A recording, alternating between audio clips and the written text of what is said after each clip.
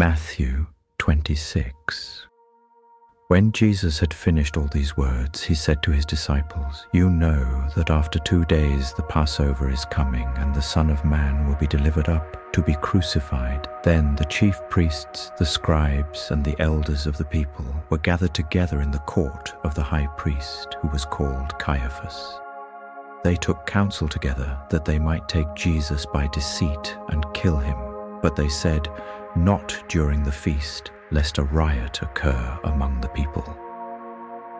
Now, when Jesus was in Bethany, in the house of Simon the leper, a woman came to him having an alabaster jar of very expensive ointment, and she poured it on his head as he sat at the table. But when his disciples saw this, they were indignant, saying, "Why this waste? For this ointment might have been sold for much and given to the poor." However, knowing this, Jesus said to them, "Why do you trouble the woman? She has done a good work for me. For you always have the poor with you, but you don't always have me. For in pouring this ointment on my body, she did it to prepare me for burial. Most certainly I tell you, wherever this good news is preached in the whole world, what this woman has done will also be spoken of as a memorial of her." Then one of the 12, who was called Judas Iscariot, went to the chief priests and said, "What are you willing to give me if I deliver him to you?" So they weighed out for him 30 pieces of silver. From that time he sought opportunity to betray him. Now, on the first day of unleavened bread, the disciples came to Jesus, saying to him, "Where do you want us to prepare for you to eat the Passover?" He said, "Go into the city to a certain person and tell him, 'The teacher says, my time is at hand. I will keep the Passover at your house with my disciples.'" The disciples did as Jesus commanded them, and they prepared the Passover. Now when evening had come, he was reclining at the table with the 12 disciples.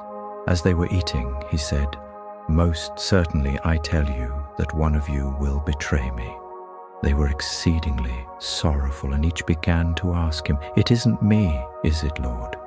He answered, "He who dipped his hand with me in the dish will betray me.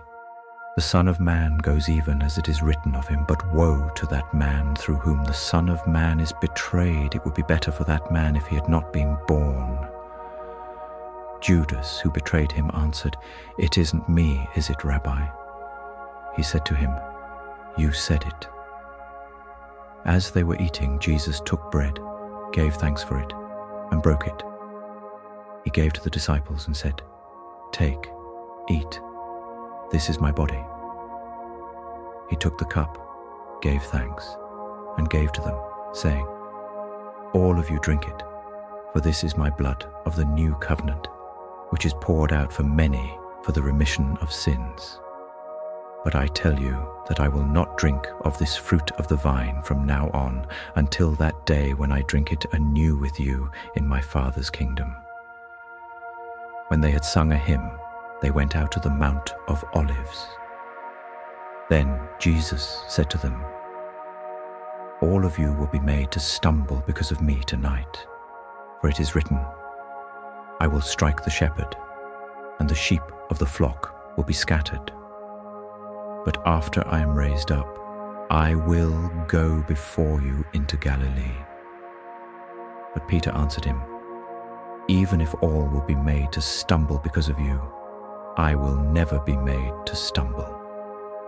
Jesus said to him, "Most certainly I tell you that tonight before the rooster crows, you will deny me 3 times.